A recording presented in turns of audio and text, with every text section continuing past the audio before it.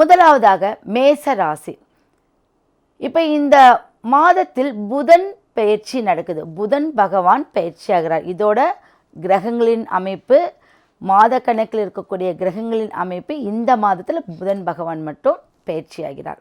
அப்போ இந்த புதன் பயிற்சி என்னவெல்லாம் கிடைக்கும் அப்படின்னா, கல்வி, திருமணம், நிலம் சார்ந்த பிரச்சனை, கோர்ட்டு சார்ந்த பிரச்சனை, அடுத்தது குழந்தைகளுக்கு வெளிநாட்டு பிரச்சனை, இது எல்லாமே இந்த 12 ராசிக்காரங்களுக்கும் பொதுவான பிரச்சனைகளிலிருந்து விடுபடுவீங்க.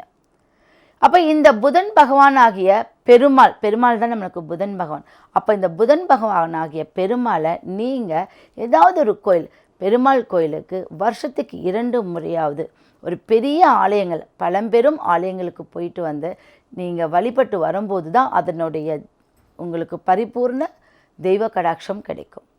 இந்த மேச ராசிக்காரங்கள், முதன்மையான அமைப்பு மேச ராசிக்காரங்கள்.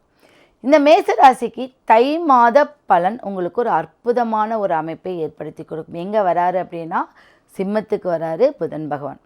அப்போது இந்த மேச ராசிக்காரங்க நல்ல அரசாங்கம், ராஜ்யம் ஆள்வாங்க. அவங்களுக்குள்ளே இருக்கக்கூடிய கோபதாபங்கள் நின்று அதிலிருந்து அவங்க விடுபட்டு குடும்பத்தோட ஒற்றுமையாக இருப்பீங்க இந்த தை மாதத்தில். அதே போல் ஒருவருக்கு ஒருவர் புரிந்து கொள்ளாமல் இருக்கும் முறை மாறி நல்ல ஒரு அட்டாச்மெண்ட், ஒரு குடும்பத்தோட ஒரு நல்ல அட்டாச்மெண்ட்டோடு இருப்பீங்க. உங்கள் குடும்பத்துக்காக ரொம்ப நேரங்களை செலவழித்து அவங்கள சந்தோஷப்படுத்துவீங்க இந்த வருடத்துடைய அமைப்புப்படி.